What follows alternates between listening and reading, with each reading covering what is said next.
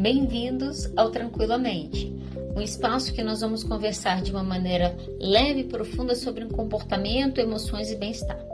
Eu sou Adriana de Oliveira, sou psicóloga, doutora em ciência do comportamento e ao longo dos episódios nós vamos estar explorando juntos temas que fazem parte do nosso dia a dia, desde os desafios emocionais que nós precisamos lidar até as estratégias para a gente poder viver com mais equilíbrio e tranquilidade. Hoje eu quero conversar com vocês sobre a adultilização das crianças e dos adolescentes. O que esse termo significa, né? Essa palavra circulou muito aí na semana passada e essa semana. Quando eu falo que a gente está fazendo uma adultilização, o que acontece é que está sendo exigido, está sendo esperado, está sendo cobrado de crianças e adolescentes papéis, responsabilidades e até mesmo experiências que deveriam ser próprias somente da vida adulta. Provavelmente você sabe disso, mas deixa eu explicar uma coisa, eu acho que as pessoas esquecem um pouco disso. O ser humano, a gente caminha em fases do desenvolvimento. Então, existe hoje pelo menos 9 fases que a gente vai passar. Período pré-natal, né? Nossa formação ali na barriga da nossa mãe. Primeira infância, depois eu vou ter uma segunda infância acontecendo outras coisas. Depois eu vou ter uma pré-adolescência. Depois eu vou ter uma adolescência. Depois eu tenho um jovem, né? Que é um jovem adulto. Depois eu tenho um adulto. Depois eu tenho uma meia-idade. E depois eu tenho a velhice. Com o alongamento da vida, a gente começou a falar de quarta idade, né? Talvez a gente vai falar de uma velhice tardia. Vamos falar em pouco tempo aí de 10 fases do desenvolvimento. O que significa? Então, significa que ao longo de toda a minha vida vai ser marcada por etapas diferentes, que eu vou estar aprendendo coisas diferentes, que eu vou estar crescendo e me desenvolvendo num determinado aspecto ou no outro. Quando acontece uma adultilização, o que vai acontecer na verdade é que você está ou pulando ou antecipando etapas do desenvolvimento. Eu não sei você, mas eu sou da década de 80. E uma coisa que as crianças fizeram na década de 80 foi plantar feijão. Não sei se você teve a experiência de plantar feijão na sua escola. Eu plantei feijão. A experiência do plantar feijão é: você pega lá o brotinho, põe na sua casa no algodão, fica regando ele, vai passar alguns dias, vai nascer um brotinho. Você precisa cuidar um pouco do seu brotinho e vai nascer as primeiras raízes. Com as primeiras raízes, vai estar na hora do plantio. Então, você vai plantar e vai esperar uma floração. Nas primeiras raízes, você tem que esperar a floração acontecer. Depois que isso acontece, significa que o seu feijãozinho vai estar pronto para você plantar. Depois que você plantar o seu feijãozinho na terra, vai precisar fazer uma formação de vagens para você ter o seu feijão. Significa que da hora que eu quero plantar um feijão até a hora que eu posso comer um feijão ou tirar o feijão do pé, eu tenho um ciclo do desenvolvimento do feijão. Quanto tempo leva o ciclo do feijão? De 60, né, de 0 a 90 dias. Então, entre 60 e 90 dias, provavelmente você vai estar pronto para a colheita. Se eu chegar hoje, colocar o feijão e colocar no algodão e colocar água, amanhã eu não consigo comer feijão, não existe isso. Eu tenho que esperar um ciclo. É o ciclo da colheita, que significa começo, meio e fim. Qual que é o ciclo do ser humano? O nosso ciclo, ele acontece, né, atualmente, entre 70 e 100 anos. Significa que dos nossos 0 anos, da nossa formação pré-natal, então no período que eu tô ali, numa formação na barriga da minha mãe, até os 100 anos, eu vou passar por 10 fases diferentes. O que está acontecendo é o quê? A gente está querendo comer feijão no primeiro dia que a gente planta. Nós começamos a tratar crianças e adolescentes como se eles tivessem capacidades e maturidades de adultos. E muito dos discursos dos pais que eu escuto é: mas ele me pediu. Então, olha só, quando o meu filho me pede uma coisa e eu porque afinal ele me pediu, sem avaliar as consequências, sem avaliar o custo emocional para ele daqui a um tempo. Quando eu não faço isso, você está atribuindo uma responsabilidade a uma criança ou uma adolescente que está aquém do que ele poderia fazer. Por quê? Porque ainda não é a etapa do desenvolvimento que ele se encontra. Faz sentido isso aqui? Agora, olha só. Como que isso acontece? Né? A gente vê casos extremos nas redes sociais, mas como que isso acontece? Como que no dia a dia a gente está vendo essas crianças saírem de um tratamento mais infantil e esses adolescentes, e a gente começa a ver adultos sendo formados desde muito novinho. Vou te dar alguns exemplos disso, tá? Quero te falar, na verdade, sobre 4 aspectos. 3 aspectos só. Hoje eu vou fazer uma live rápida, hein? Mas quero te falar sobre 3 aspectos que os pais acabam se comportando de maneira que vai adultilizar essas crianças e esses adolescentes. Então vamos lá. A primeira coisa é pressão por desempenho. Gente, eu atendo, tem um tempinho já que eu atendo, e uma coisa que eu vejo nos adultos, a grande maioria dos adultos que eu atendo, é ansiedade por desempenho. Por quê?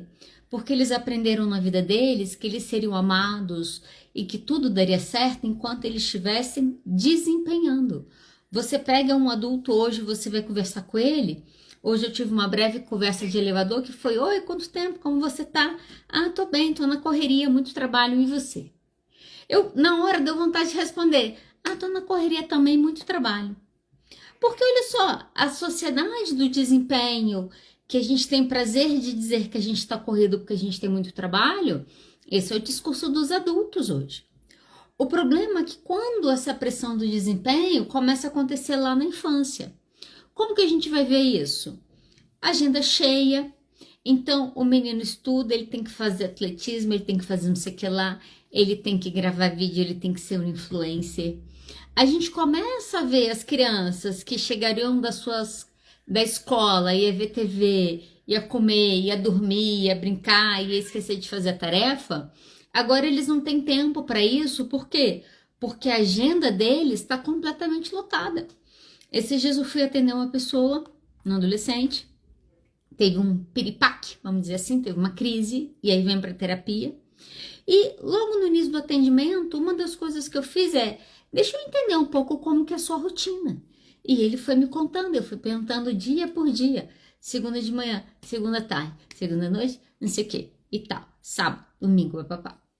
Quando eu terminei de fechar a agenda, que eu olhei para a agenda dele, eu falei: parece que você tem 45 anos. Eu falei: se você não tivesse me contado que a sua vida era assim, eu não ia dizer nunca que você tem 18. Falei: olha só, a sua agenda é de um adulto que precisa parar. E você tem 18 anos. E aí, se você não consegue pôr esse limite, o corpo põe um limite, porque aí adoece, é o que a gente vê acontecendo. Mas por que o adolescente de 18 anos não está se colocando limite? Porque não está na idade dele fazer isso. A impulsividade está nesse momento, e nessa fase que eu não consigo controlar os meus impulsos, quem consegue fazer isso são os meus pais. Mas e se os incentivadores da minha agenda cheia e do meu desempenho sem fim, e se eles forem os meus próprios pais? Porque é isso que a gente vê acontecer. Olha só, essa semana eu fui pesquisar algumas coisas para falar com vocês, e eu fico meio assustada, porque eu confesso que eu fico meio fora do mundo, e aí quando a coisa viraliza eu vou descobrir o que é, e aí eu começo a ficar assustada com as coisas que eu vejo. Sabe por quê? Uma das muitas coisas que eu vi essa semana foram os pastores mirins, os empreendedores mirins, né? Os discursos dos apresentadores adolescentes de podcasts, do quanto que o estudo atrapalha a vida deles e que eles tivessem mais tempo, eles já estariam mais ricos, né? Porque o estudo só atrapalha.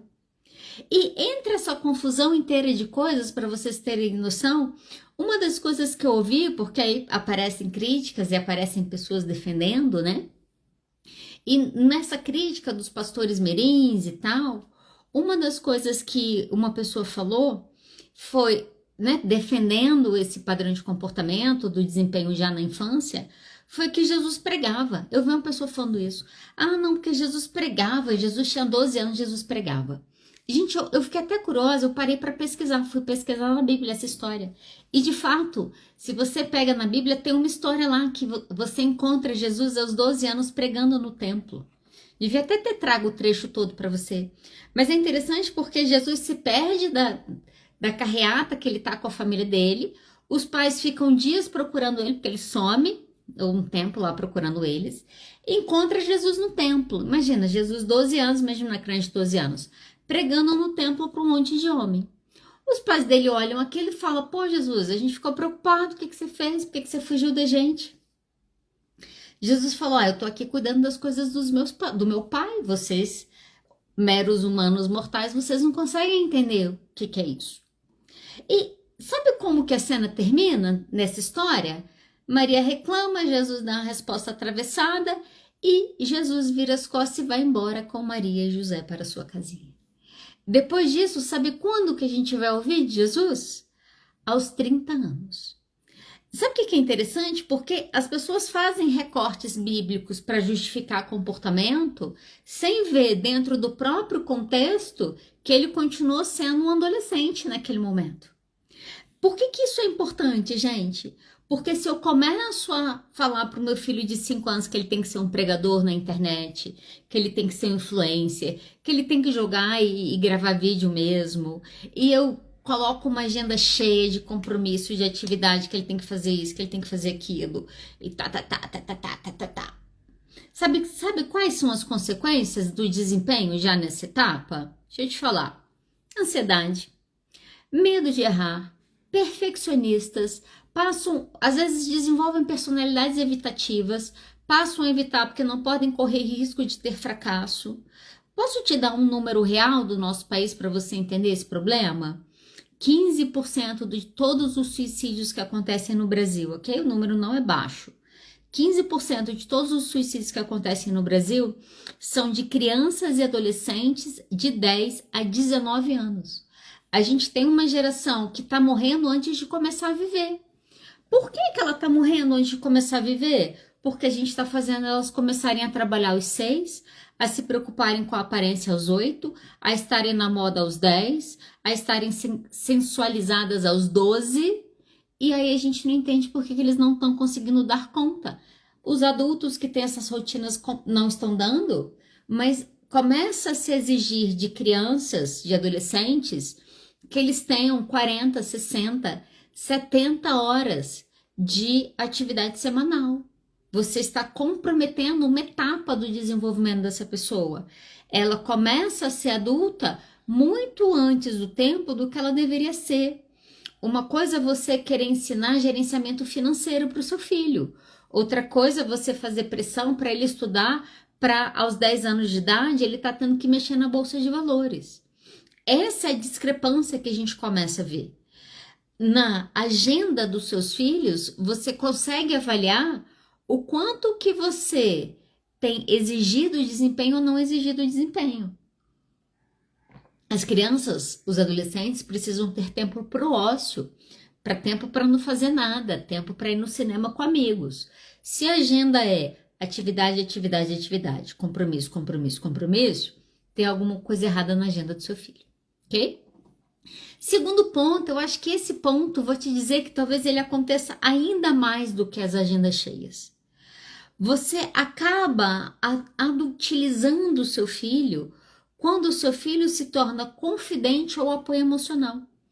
Existem muitas pessoas que, ao terem filhos, colocam essas crianças numa posição que elas não têm capacidade física, cognitiva e emocional para estarem. Que era o quê?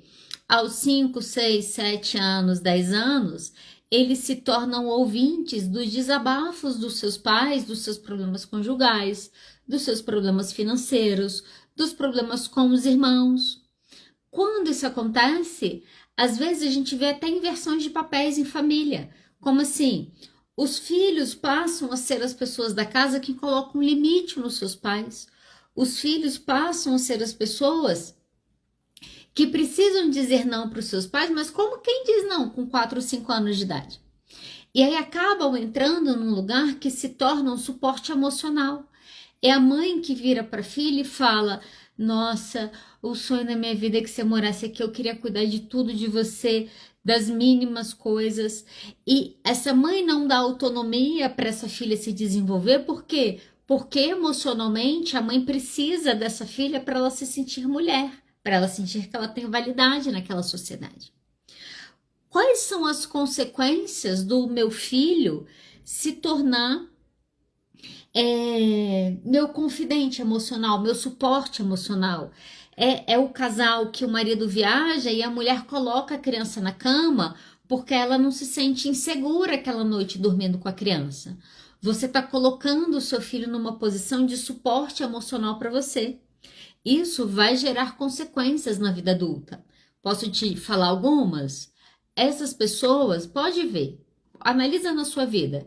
Se você é uma pessoa que foi muito suporte emocional na sua infância e adolescência para os seus pais, uma das coisas que vai aparecer é a dificuldade de colocar limites. Porque olha só, se no primeiro contexto da minha vida, que é um lugar que o outro precisa me limitar, eu não faço, então eu abro mão do meu limite para atender o outro, quando eu cresço, eu repito esse padrão de comportamento. São pessoas que não só têm dificuldade de colocar limites, de impor limite ao outro e a si, como são pessoas que muitas vezes entram em cobranças excessivas, muita culpa, ignoram as próprias necessidades em detrimento do outro. Por quê? Ué, se desde pequeno eu não posso chorar, eu não posso sentir porque a minha mãe está deprimida, porque o meu pai tem um alcoolismo, porque o meu pai tem ataques de pânico e tem, sei lá, explosões de raiva, porque a minha mãe tem um transtorno bipolar e ora eu vejo ela numa mania, ora eu vejo ela numa depressão, e eu me torno um suporte emocional, isso vai gerar consequências lá atrás. Desculpa. Isso vai gerar consequências lá na frente. Então, uma das coisas ruins que os pais fazem é quererem que os seus filhos sejam seus suportes emocionais. Isso vai ser um grande erro.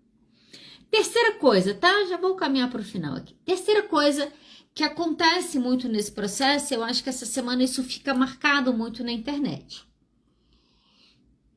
Uma das maneiras de a gente adultilizar as crianças é com a sexualidade precoce. Eu queria que todo mundo tivesse oportunidade, pelo menos uma vez na vida, de, sem julgamentos, ouvir um relato de uma situação de violência sexual. Eu gostaria que alguma vez na vida todo mundo tivesse a capacidade de se abrir e conseguir ouvir um choro doído de uma criança que não queria ser violentada e ela foi violentada por quem deveria protegê-la. Porque é isso que a gente vê, por exemplo, quando a gente fala dessa sexualidade precoce. Eu exponho a criança e o adolescente num contexto, em fotos, em roupas, em cenas, que na verdade colocam aquela criança, aquele adolescente, como um objeto de desejo de quem? Do público adulto. A gente está falando de pornografia, a gente está falando de pedofilia. A verdade é que o que aconteceu com a denúncia do Felca, né? Na semana passada, toda a repercussão que isso tem gerado, é que isso trouxe luz para um problema muito grande, que é o quê? Os pais produzindo o erótico na vida das crianças. Isso gera consequências emocionais que só quem já viveu ou quem já acompanhou sabe o prejuízo emocional para os relacionamentos e para a saúde mental que uma situação de violência dessa acontece. Sabe o que é muito doido? Olha só. O Freud, ele foi um cara muito revolucionário. Então, tem mais de 100 anos aí que o Freud já desenvolveu a teoria dele e até hoje tanta coisa foi descoberta, mas até hoje a gente está falando do Freud. Por que o Freud foi tão importante para a psicologia? Porque o Freud vai ser o primeiro cara que vai falar sobre sexualidade infantil. Então, a gente está no momento ali no século XVIII, XIX, que as crianças eram tratadas como adultas. Elas tinham obrigações de adultas. Elas não eram tratadas, elas não tinham necessidades especiais, elas eram adultos mirins.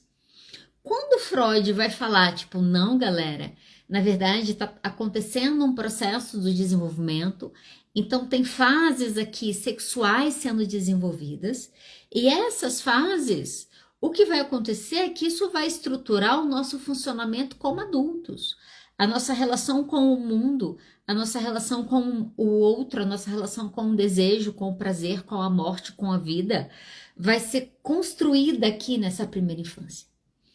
A coisa foi tão escandalosa que na Segunda Guerra Mundial as pessoas queimam o nazismo, né? A Alemanha vai queimar os livros do Freud. O Freud era judeu, então ele foi acusado. E parte desse processo é porque o Freud foi acusado, para vocês terem noção, de fomentar pornografia infantil. Sabe por quê? Porque ele estava dizendo, as crianças têm necessidades que são diferentes do adulto. O sexo erótico, o sexo genital, ele precisa acontecer na adolescência para frente. Quando isso acontece de uma maneira muito precoce, ou quando isso acontece numa relação de abuso, isso é estruturante da personalidade. Isso vai gerar consequências que às vezes a pessoa vai levar para uma vida inteira. E aí o que a gente vê nessa sexualidade precoce? A gente começa a ver alguns casos que são as mães que expõem as crianças a essa situação. Então, algumas coisas que eu pesquisei, por exemplo, mães que vendem conteúdos sensuais e sexuais das suas filhas em canais privados para o público adulto, né? Então, essa foi a grande denúncia. E a gente está nessa mobilização, mas a verdade seja dita entre nós, a gente vive momentos de muita incongruência, não sei você, mas eu percebo isso acontecendo o tempo todo. Porque o discurso agora é, principalmente essa semana, né? Não, a gente precisa se mobilizar para a gente poder resolver o problema, mas vamos olhar o ano passado, vamos olhar 2023. Por quê? Deixa eu te falar o que eu quero dizer com isso aqui. Você não briga com seu filho de 10 anos porque ele não está dirigindo. Na verdade, você vai brigar com ele se ele dirigir, porque ele não pode. Uma criança de 12 anos, ela não vai poder votar porque a gente entende que ela não tem maturidade suficiente para fazer isso. Então, isso vai ser impedido naquele momento. Quando a gente fala, a gente precisa proteger as crianças porque a gente entende que existem coisas que elas, naquele momento, naquela etapa do desenvolvimento, elas ainda não são capazes de fazer. E eu cobrar e eu exigir disso seria uma coisa absurda. Então, é isso que a gente está dizendo, é isso que o Freud estava dizendo. É diferente, cada etapa exige uma coisa. Só que, vamos falar a verdade no nosso país, e isso foi um caso que aconteceu em 2022. Então, a gente está dizendo que as crianças estão sendo sexualizadas, a gente está dizendo que isso não pode acontecer, a gente põe limites, né, do que elas podem ou não fazer. Mas, quando a gente vê uma criança numa situação de vulnerabilidade, por exemplo, em situações de estupro, a sociedade fala que ela tem que ser mãe. Essa é uma contradição que a gente vive dessa cobrança que a gente permite um adolescente gerenciar a vida dele como se ele fosse um adulto, mas quando eu vivencio uma situação de estupro, isso se torna um grande problema. Você deve ter acompanhado isso. O Congresso tentou passar essa lei que criminalizava o aborto. Só que nesse processo, só para você entender isso aqui, tá? Quero trazer um caso, porque eu acho que é importante a gente marcar a realidade do que a gente tem vivido no nosso país. Em 2022, aconteceu um caso no Espírito Santo, em São Mateus, de uma criança de 10 anos que estava sendo estuprada pelo tio. Ela estava sendo estuprada pelo tio desde os 6 anos de idade. Aos 10 anos, essa menina aparece grávida e a família leva ela para fazer um aborto no hospital. Quando ela chega para fazer o aborto, os médicos do hospital se recusaram a fazer o aborto porque, de acordo com o Conselho de Medicina, só pode acontecer aborto até 22 semanas. Então, os médicos alegaram que eles não poderiam fazer o aborto naquele momento porque havia mais de 22 semanas que a criança de 10 anos estava grávida de um estupro do próprio tio. Você sabe de quanto tempo ela estava? Porque eu fui atrás dessa informação. Ela estava grávida de 22 semanas e 4 dias. Os médicos, então, não fizeram por causa de 4 dias. A família foi para a justiça, a família ganhou o direito do aborto. Sabe o que aconteceu? Um grupo de religiosos foi para frente do hospital, tentaram invadir o hospital, protestaram e chamaram a criança de assassina, porque ela não poderia fazer aquilo. Essa é a incongruência da sociedade que a gente vive, que a gente viu a história lá da Camilinha Santos, desde os 12 anos, em festas, em conteúdo sexual, fazendo dancinha no TikTok, colocando silicone, foi emancipada pela mãe, falando que uma menina de 16 anos tem toda a capacidade de gerenciar a vida dela. A gente se preocupa, né? Tá todo mundo muito preocupado com isso, mas quando a gente esbarra no aborto no nosso país, mesmo que isso aconteça com crianças, não são as crianças que estão sendo protegidas. Eu não sei você, mas na semana passada, quando isso foi denunciado, e essa confusão de Ítalo Santos e Felca e não sei o que, né? A coisa começou um pouco devagar. Quando você vê esse movimento, né, ele fazendo uma denúncia muito grave de uma rede grande de pedofilia, que hoje é alimentada pelos próprios pais. É essa o cerne da mensagem que ele está trazendo. Quando você fazia um recorte, você olhava para o nosso Congresso, simultaneamente o que a gente estava vendo no Congresso era um mundo de homens de terno, com a boca tapada, fazendo protesto por causa de um outro homem que está numa mansão preso. Para mim é muito louco quando a gente olha para essa situação, né, esse contraste que aconteceu, né, se você faz um recorte, os polos que a gente se encontra. Sabe por quê?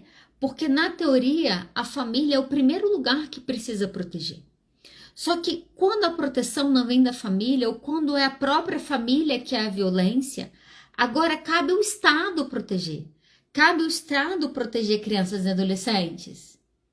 Mas o que a gente vê é que nem família e nem Estado. A coisa precisou vir para uma repercussão que ele teve lá 30 milhões de visualizações para a gente ter uma primeira vez uma esquerda e uma direita conversando sobre regulamentação de redes sociais. E isso só aconteceu por causa da pressão. Porque, olha só, a gente está nessa contradição da gente ver o quanto que é problemático eu tratar crianças e adolescentes como se eles fossem adultos. E a gente está desprotegido, porque a gente também tem um Estado que não protege. E a prova disso são as redes sociais. Eu sei, e aí quando eu olho, né? Não sei se você assistiu o documentário do Felca, eu recomendo que você assista o episódio que ele gravou falando sobre essas coisas, acho que é importante. Ainda mais se você tem pais, né? Se você tem filho, acho que é mais importante ainda. E quando eu tava vendo, assim, tem umas horas que dá uma embrulhada no estômago, né? Você vê algumas coisas. E eu fiquei pensando que eu sempre gosto de acreditar que existem muitos processos que são inconscientes. Você tá fazendo aquilo ali na melhor das boas intenções, por mais que a coisa não esteja acontecendo como você quer. E de fato eu vejo, né, que existe uma adultilização inconsciente quando eu encho meu filho de atividades, ou quando eu encho ele de coisas para ele fazer, ou quando eu estou conversando com ele sobre os meus problemas emocionais, sem estar pensando efetivamente se eu estou prejudicando ou não, né? Eu estou fazendo aquilo porque eu quero o bem e eu acho que o bem é aquilo, e às vezes eu erro nisso. E existe aí uma adultilização que é consciente, que ela é perversa. Não quero falar sobre isso, porque o traço de perversão, né? Eu sei que aquilo faz mal ao outro, eu faço mal ao outro porque o outro é um objeto para o meu prazer que eu uso como eu quero. Essa história, gente, da Camilinha Santos, né? Você deve ter acompanhado. Sabe uma das coisas que eu fui atrás que eu queria saber? Até que ano ela estudou? Porque uma menina de 17 anos é para estar pensando em fazer vestibular, né? Decidindo qual curso que ela quer. Mas não, aos 16 ela estava colocando silicone. E aí, quando você vê toda a denúncia acontecendo, toda uma sociedade se mobilizando, e aí você faz um recorte, você olha para a mãe dela, a fala da mãe dela foi de apoio a ele e não a ela. Isso é uma perversão. Faz mal, eu sei que faz mal, eu faço e, né? Então, não vou falar sobre isso, por quê? Porque os perversos nem vão me escutar. Eles acham que eles estão certos. Eu quero falar para a gente caminhar para o final dessa adultilização que acontece, que é inconsciente, que você faz, mas você não queria, e você faz isso porque você quer que seu filho se dê bem, você quer que ele seja autônomo, você está preocupado com o futuro dele. E ao se preocupar muito com o futuro dele, às vezes a gente atropela os processos do desenvolvimento.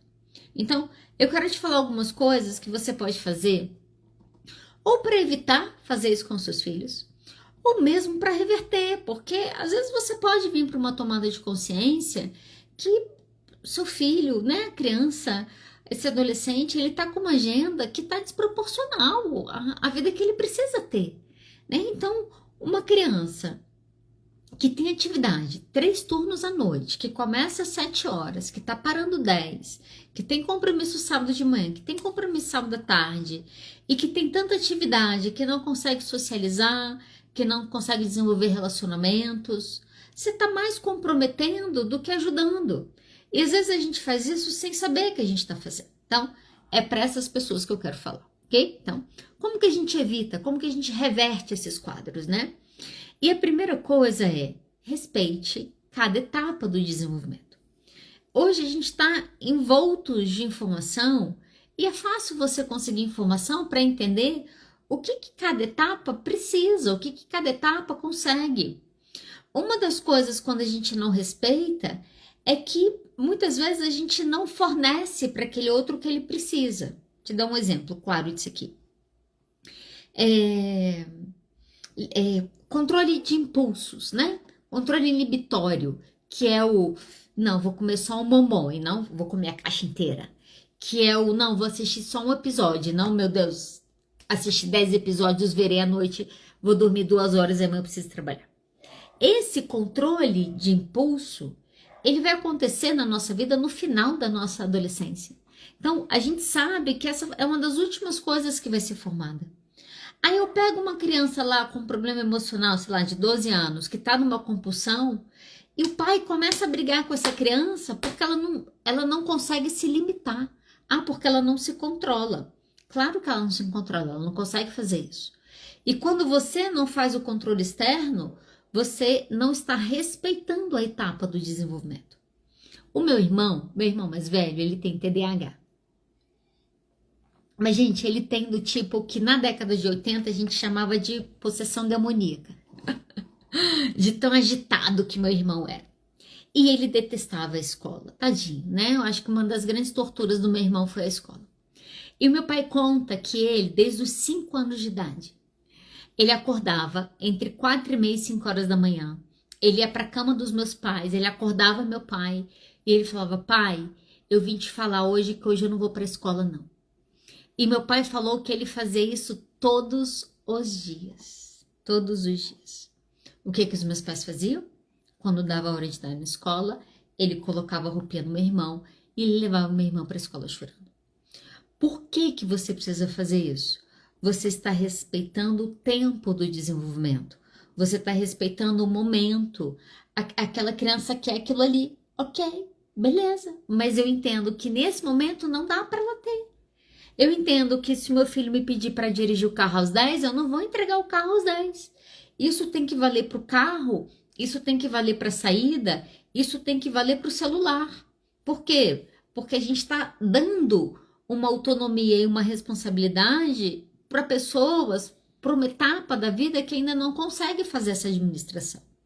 Então, respeite o tempo, né? Tá na hora do seu filho fazer aquilo ali, respeite. Tá numa adolescência, é tempo de socializar, diminui a agenda, né? Deixa seu filho viajar, permita que ele viva o que aquela idade precisa que ele viva. Segunda coisa, que eu acho que tem a ver com a primeira coisa, precisa ter tempo para o ócio, precisa ter tempo para o brincar. Eu não vou falar sobre isso porque eu já falei, mas o brincar é uma coisa importante. O brincar, ele tem uma função importante no desenvolvimento.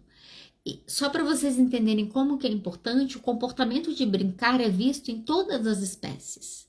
Então, diferentes espécies, você observa o comportamento do brincar. A gente ensaia, a gente elabora, existem vários desenvolvimentos que acontecem na brincadeira. Quem está brincando? Não está brincando, porque você entrega para o seu filho um celular lá nos 7, 8 anos dele, o que ele faz, na verdade, é entrar no celular para ele ver as crianças brincando. Quando você faz isso, você está comprometendo um tempo que é um tempo importante para o desenvolvimento dele. E aí entra numa coisa que eu acho que tem a ver com isso, que é a dificuldade também de que é o pai que põe um limite. A criança não quer ir para a escola. Ok, tem que ir mesmo assim. A criança, você não vai dar chocolate todo dia para o seu filho só porque ele está pedindo. E se você der porque ele está pedindo, você está fazendo mal a ele. Por quê? Porque ele não entende que aquilo ali vai fazer mal a ele, mas você entende. Por isso que você é o pai. Por isso que você precisa colocar o limite, ok? Terceira coisa, para a gente caminhar por final aí. Terceira coisa, não transfira problemas e responsabilidade para os seus filhos. Eu já ouvi muitas coisas na minha vida, gente. Coisas que me escandalizaram, coisas que não me escandalizaram tantas. Mas as que me escandalizaram, dificilmente eu consigo esquecer, para te falar a verdade. E uma das coisas que me falaram uma vez, que eu fiquei bastante chocada, eu estava dando uma disciplina de família, e falando sobre dinâmica de família, modelo de família, papapá. Quando eu estava fazendo isso, uma aluna virou e falou assim, sabe uma coisa que eu passei na minha infância? Eu falei, o que foi? Ela falou, eu lembro de um dia que meu pai reuniu nós três, eu e meus irmãos. Ela falou, devia ter uns 8 anos, meu irmão 10, o outro 12. Tá, imagina, reuniu 3 crianças, uma de 8, uma de 10 e uma de 12.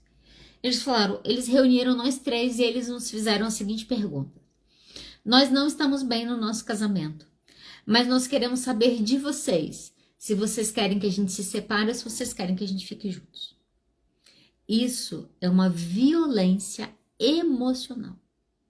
Você transfere a responsabilidade para uma pessoa que não tem nada a ver. Gente, sabe qual que é a dificuldade de você ser adulta? São muitas. Essa semana eu perguntei isso para uma paciente minha, eu falei, o que você acha que é o mais difícil no ser adulto? Ela parou, pensou. Ela falou, olha, eu acho que a coisa mais difícil em ser adulta é você ter que se responsabilizar por tudo que você faz. Eu falei, nossa, essa parte é difícil mesmo. Porque ser adulto é entender que se a coisa deu errado, eu fiz dar errado. Eu me comportei, a minha vida me levou. Eu tenho que corrigir isso aqui. Eu já compartilhei com vocês aqui, em 2023, que eu tive um problema sério no meu intestino, né? Que eu vou para uma inflamação mais grave e que eu preciso começar a olhar para a minha saúde de uma outra forma.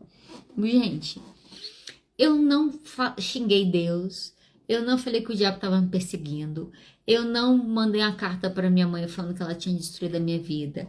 Eu parei, eu pensei, você tá há 20 anos cuidando de você, comendo o que você quer, bebendo o que você quer, numa vida estressada pra caramba, ia ter consequência. É mesmo. O que aconteceu? A conta chegou, agora eu preciso pagar. Quem produziu aquilo? Eu produzi aquilo. Quem precisa resolver aquilo? Eu preciso resolver aquilo.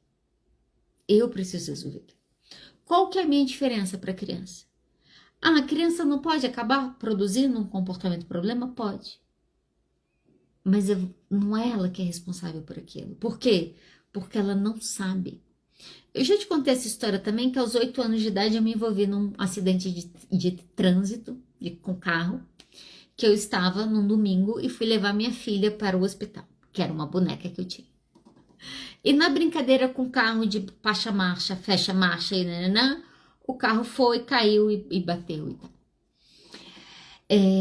Eu não fui presa, né? Minha mãe não mandou me prender. Na verdade, nada aconteceu. Eu lembro que eu chorei muito, eu fui, na verdade, consolada. Por que eu não fui responsabilizada pelo acidente que eu provoquei? Porque existe um entendimento que naquele momento a pessoa não queria fazer aquilo. Agora, eu aos meus 45, se eu quiser ou não fazer aquilo e eu fizer, eu tenho que pagar a conta. Essa é o adulto. Na hora que eu compartilho com os meus filhos, ou eu jogo para os meus filhos decisões que precisam ser minhas, você está colocando essas pessoas numa posição emocional que elas não podem estar. Então, esse é um cuidado. Quarta coisa, hein? Tô caminhando para o final. Quarta coisa. Os adolescentes vão... Por isso que os adolescentes não me seguem. São poucos. Que eles não gostam muito quando eu falo isso para os pais deles. Mas você precisa mediar e supervisionar conteúdos digitais. Quando você deixa o seu filho solto nas redes sociais, você precisa ter o entendimento que você está deixando uma criança, um adolescente, solto lá na rodoviária meia-noite do plano piloto. O que vai acontecer? Pode não acontecer nada, mas pode acontecer absolutamente tudo. Uma coisa que as pessoas têm errado é não ensinar a diferença da vida pública para a vida privada. Essa é uma coisa que meu pai me ensinou muito. Quando eu vim morar em Brasília, eu morei com meu pai uma época.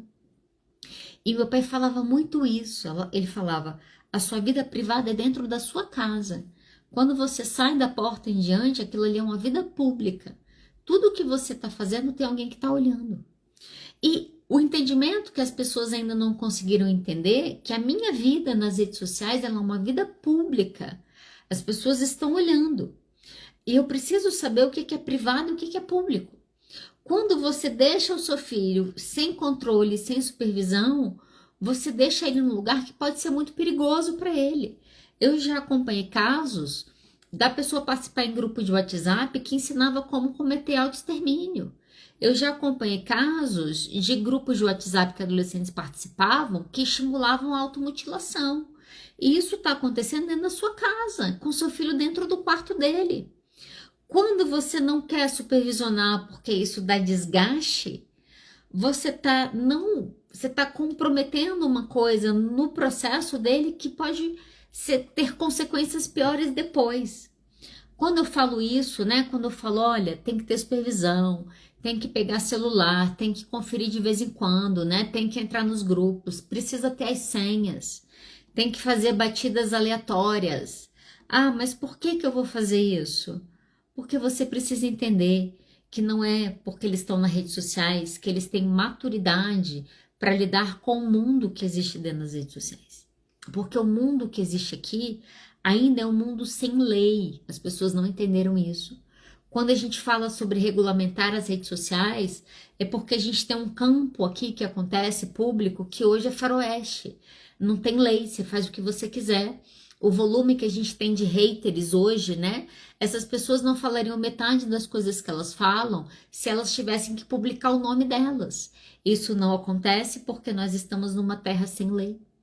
Então, acho que se teve uma coisa boa dessa semana, é de fato a gente ter visto essa semana agora uma mobilização de que precisa sim regulamentar. E olha só, o fato do Estado ter que regulamentar é porque os pais não estão conseguindo supervisionar, porque o cuidado primário é da família. Quando a família falha, é a hora que o Estado entra. A regulamentação do Estado, eu não sou contra, tá? Eu sou a favor. Ela vem porque a gente está vendo uma geração e uma sociedade que não está conseguindo colocar limite, não está conseguindo ensinar. Gente, a última coisa, eu falei muito já. A última coisa, tá? Tenha clareza de você diferenciar o que é você ajudar o seu filho a se desenvolver, mas fazer isso de uma maneira que seja condizente com a idade dele. Você não vai pedir para uma criança de 5 anos cozinhar, ok? Não é condizente com a idade dela.